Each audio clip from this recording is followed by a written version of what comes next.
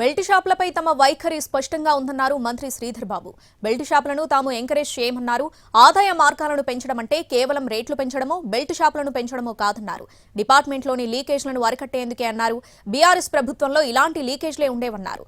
Belt షాపులపై BRS మాట్లాడితే దయ్యాలు వేదాలు వల్లించినట్లుందని ఫైర్ అయ్యారు.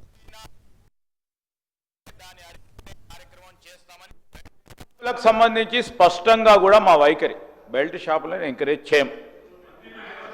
దానికి సంబంధించి ఈరోజు వారు చెప్తా ఉన్నారు ఏ విధంగా ఆదాయం పెంచాలని. ఆదాయం పెంచడానికి కేవలం రేట్లు పెంచడానికో లేకుంటే బెల్ట్ షాప్ పెంచడం కాదు అధ్యక్ష.